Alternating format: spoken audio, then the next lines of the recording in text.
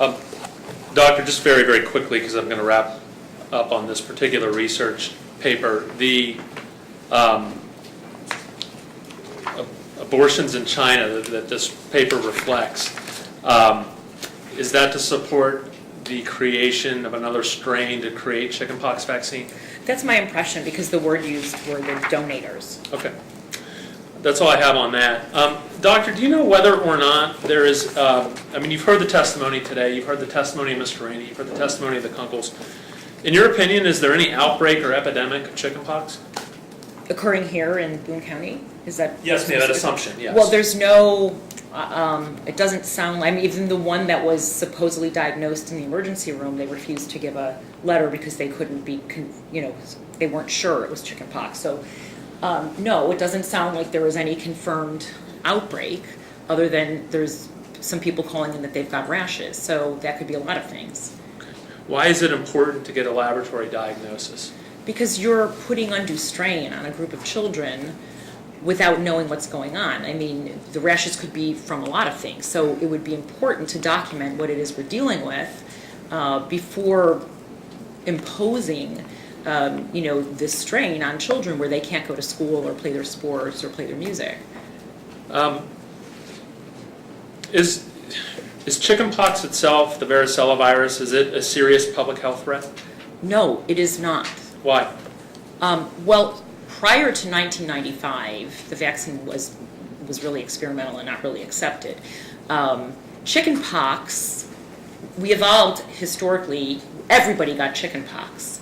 And one of the reasons that shingles was really just a disease of the elderly was because the way it works is that you get chickenpox, hopefully as a child, because that's the age we evolved getting it, and that's the safest age to get it, with the least amount of side effects. And then you're boosted every few years it comes through, because these things come in waves.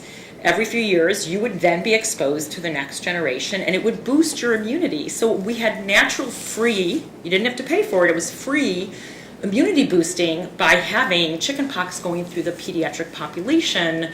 And that way, when women were of childbearing years, there was no risk to their fetus or to them during pregnancy because they had immunity.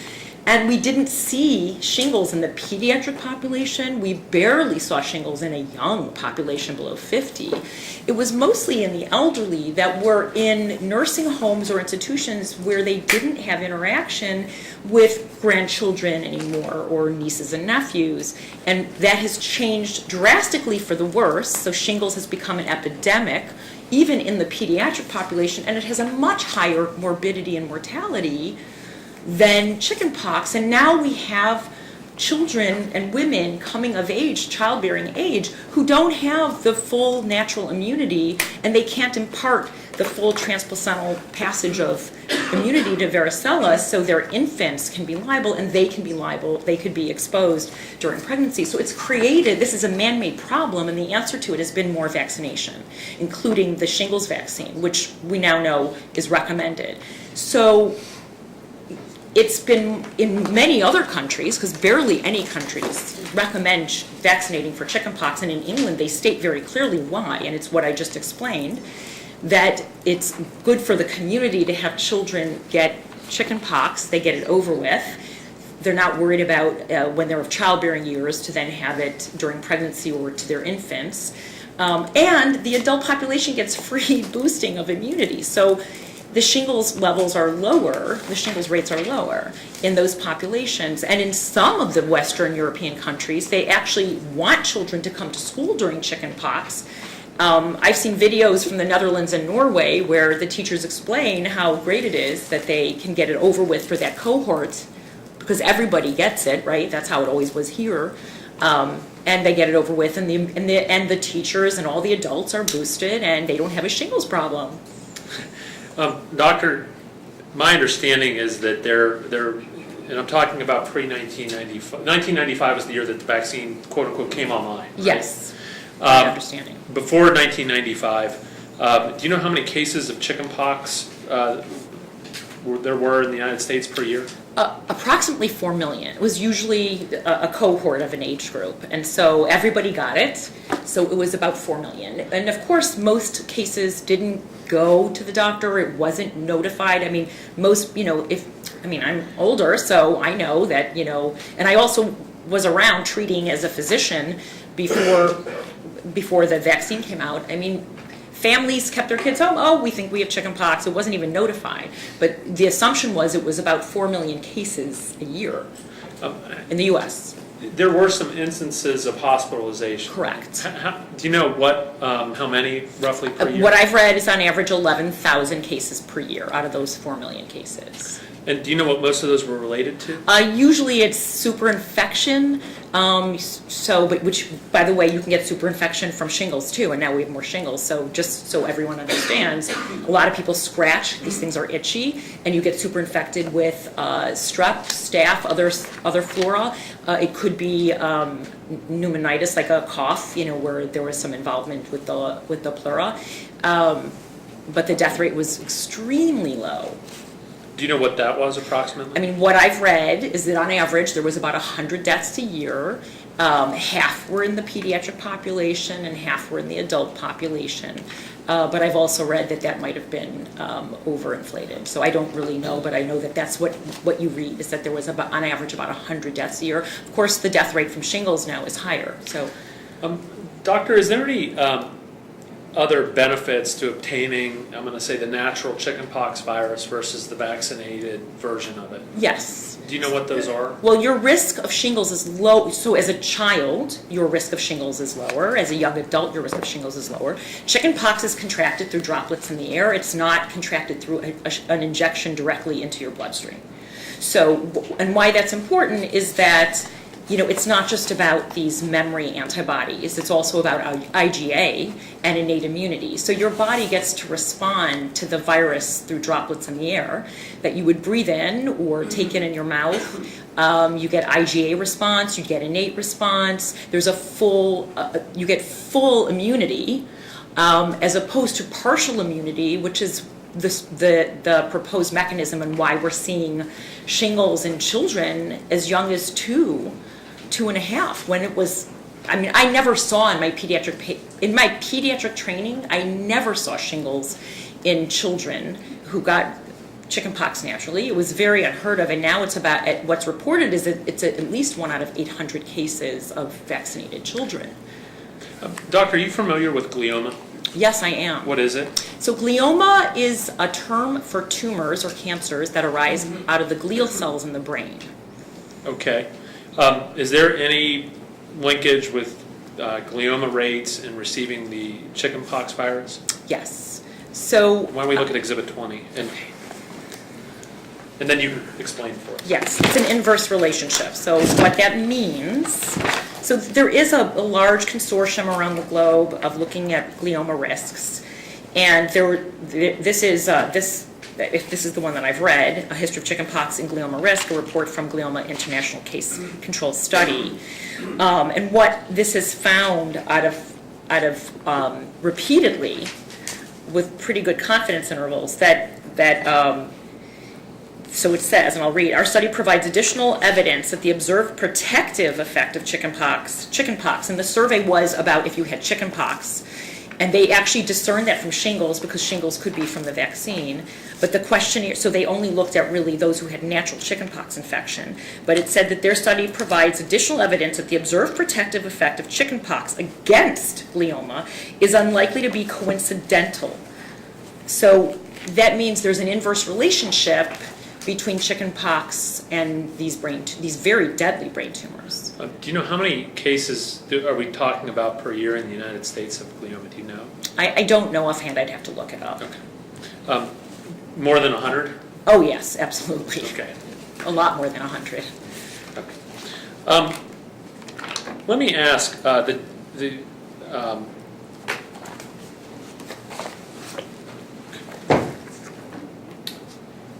you familiar with the Antelope Valley study, Dr.? I am familiar with the Antelope Valley. Let's look at Exhibit 19.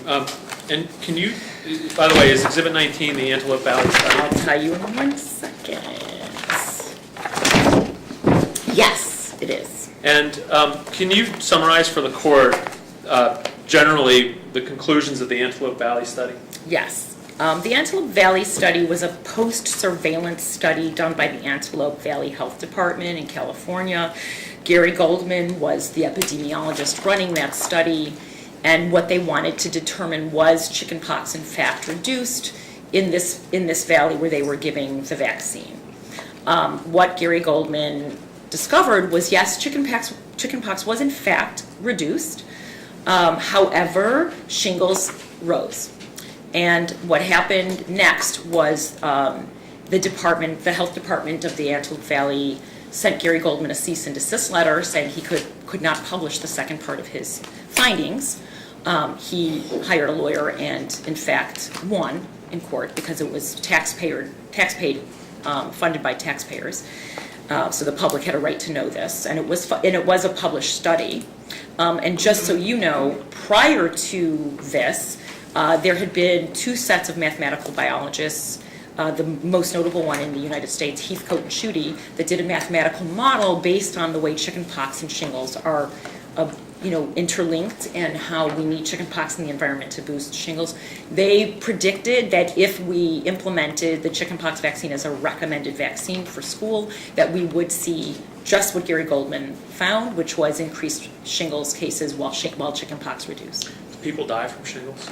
Yes, people can die from shingles. You can get complications from it just like you can from chickenpox, but there's more people getting shingles and we're seeing more cases. Doctor, you've heard the testimony today about the activities ban and the school ban that the health department has implemented that we're here to talk about. Do you think that those bans are effective? It doesn't make any sense to me because if these children are getting, communion in their mouth from the same hand and they're meeting at school, they're meeting at church and they're doing these activities, I don't really understand how not going to school is doing anything. It doesn't make it, there's no logic there for me. If you were going to design a response and you had concern about chickenpox, and I know we just talked about the fact that you I don't have concern about it. Right? But if you did, what do you think would be effective as a response mechanism in this case? Well, one, I would want confirmation that that's what we're dealing with, like laboratory PCR confirmation. And so you know what you're dealing with. So that was number one. And then I would request that until the scabs, until those are scabbed over, the poxes, that people voluntarily stay home. Most people don't feel well. And by the way, the prodrome period, the period before the rash comes out, those 2 days, it's not like you walk around and you're just dealing with the public feeling well. You're actually sick. There's malaise and fever most of the time. And so you're not feeling well. So those kids often stay home as opposed to a child who recently received the vaccine who could be shedding live virus up to 6 weeks later. And we know that a lot of these shingles cases, they have been PCR stamped and they are the OCA, which is the vaccine strain. So, there's just not a lot of logic going on here. So are you suggesting that people that have gotten the vaccine can spread chickenpox? Yes, I am suggesting that. And we know that because, when I worked on cancer wards, we didn't allow patients who had gotten live viral vaccines to come on, these kids to come on for a few months after their vaccine. And chickenpox is one of those live viral vaccines, which does shed up to 6 weeks that we know of. It could shed longer. There's always exceptions. What's shedding mean? Shedding means that you can secrete the virus in your saliva, nasal droplets if you sneeze or cough. Okay. And it could be, if it's other viruses, that's oral fecal could be in stool, but in this case, that's not the case. Doctor, we've talked about the concern that the health department may have about at-risk populations, cancer patients, immunocompromised people, pregnant women. What's your response to protecting those folks? Well, they should, if they're very concerned. So first of all, if you're immune suppressed because you're under chemo and steroids, you can succumb to any virus. It's not just chickenpox, it's any virus. And typically, those people have had chickenpox themselves, or they've been vaccinated. So if they're that immune suppressed, we know that this virus can live in your ganglion. They can have issues from chickenpox just from their own internal chickenpox, whether they got it a vaccine strain or through natural immunity. So it doesn't really make that much sense. Now, a woman of childbearing years, we hope that she's had I actually hope that she's had the natural chickenpox so she has better immunity. We know the vaccine is only 70 to 90% effective at best in most populations. So there's what we call primary failure rates. That's at least 10%, can be up to 30%. So we've got 10 to 30% of the vaccinated population walking around who don't have protective immunity, right? But they don't know that. They're not getting targeted and told they can't come to school. But that's what's that is the reality. Nobody wants to hear this, but it's an inconvenient truth, but that's the truth. So it's not like the unvaccinated pose an undue risk to these people. These people could be at risk from vaccinated. They could be at risk from their own internal varicella that they've gotten, whether it's OCA strain from the vaccine or wild. If you're immune suppressed enough, any latent virus can cause problems for you, and any virus you come across can cause problems. Doctor, let me ask, the folks that are in the risk groups, would it be appropriate for them in the event of chickenpox going through a school to stay away? Absolutely. And would that be sufficient to protect them? It would be sufficient. Let me ask, Doctor, are you familiar with VAERS? VAERS, yes, I am. And what's the VAERS? It's the Vaccine Adverse Event Reporting System. Okay. And so can you explain what that is? Well, it is called a passive reporting system because for the most part it's voluntary. However, healthcare providers by law or by statute are required to report to it if they see anything listed on the table of injuries, the federal table of injuries for the vaccine court compensation program, or a contraindication that's listed in the vaccine insert. But let me add that a few years back, the CDC hired the large HMO to do research on VAERS reporting, and what they found was that less than 1% of adverse events to vaccinations are ever reported to VAERS. Let me ask, who maintains VAERS? The CDC, well, the Health Department of Health and Human Services. The federal government? Federal government, absolutely. Okay. Have there been any reports to VAERS about deaths from the chickenpox vaccine? Yes, absolutely, and quite a few of them have been settled, in the favor of the claimant. So the drug companies or the federal government have paid out? The drug companies have no liability here. Okay. So let me just make that clear. These are liability-free products that we're mandating on children, which, okay, from a tort perspective, make very little sense because there's no pressure on them to make better and safer and more effective vaccines. But the federal government pays out, and the federal government is promoting the vaccines, and the federal government's regulating the vaccines, and then the federal government's defending themselves in this court. So there's a lot of conflict of interest that I see, but that's just how it goes. Doctor, in the normal course of the chickenpox, can you just explain symptomatically what occurs and what the course of treatment is and what the recovery rate is? Sure. So, like I said, the prodromal period is usually a couple days, and you feel the complaints are malaise, often fever, just like you were getting a virus. And the prodrome term is for any virus, before you come down with like a cough, often if you have a virus, you're going to feel malaise and feverish for a day or two. So that's just a general term. It's not specific to chickenpox. And then you get a rash, and the rash can be everywhere. It's mostly, there's more on the trunk, but it can be face and everywhere. And they can be vesicular, meaning small little vesicles that have fluid, and the fluid is, what's in there is contagious. And then eventually these vesicles start crusting over. And when they're crusted over, you're no longer contagious. And then you have full natural immunity, which is almost always for life for chickenpox. But again, there's historically we had natural boosting every few years by being exposed to the next cohort that was getting natural chickenpox. And again, out of 4 million cases, what was reported were 100 deaths, 50% in children, 50% in adults, and so the recovery rate's very high. Okay. Doctor, if you can turn to Exhibit 15 in the book. I think you talked me a little bit ago about Europe and their approach to chickenpox. Yes, Have you seen Exhibit 15 before? I have. I've read this. What is it? So it is the UK's, United Kingdom's policy on why they don't vaccinate against chickenpox. And they do recommend vaccination for the at-risk population. Correct, But not otherwise. but not otherwise. And they seem to confirm your concern about shingles in adults? Correct. Okay. Doc, that's all I had on that. Do you believe that the public health is meaningfully advanced by the bans that have been put on in this case? I don't. Why?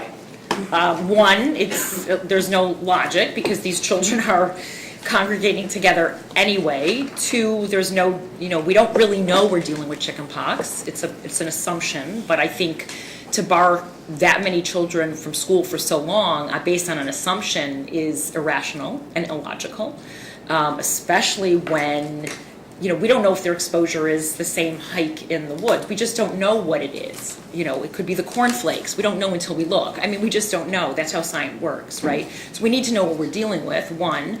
And two, they're still meeting together and interacting and sharing saliva. So as far as I can tell from communion. So I don't see how not allowing them in school or playing basketball or baseball where they're outside, not even in the closed room where the droplets in the air would be an issue. I don't understand the logic. Okay. In your opinion, doctor, is the sky going to fall if Judge Strand issues an injunction lifting these bans? Not at all. Why? Because I don't see how it's going to change the reality of these kids getting together, one. And, that's probably the main thing. So I just don't see how it's going to make a difference. I don't see, it's not going to make any difference.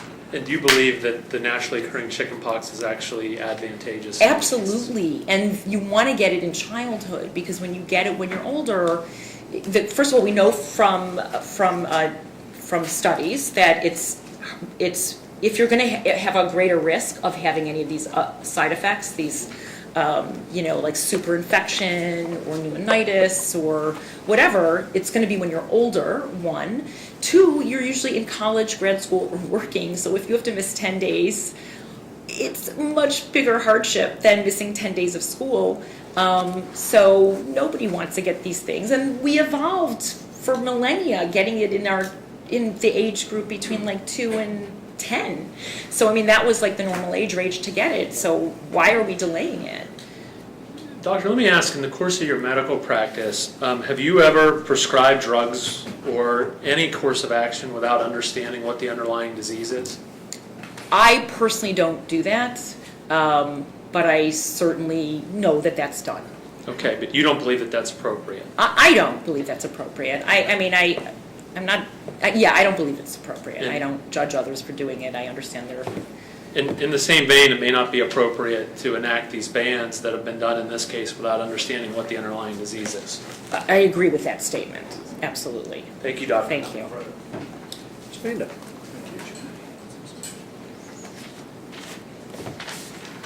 Let me have the attorney's approach real quick.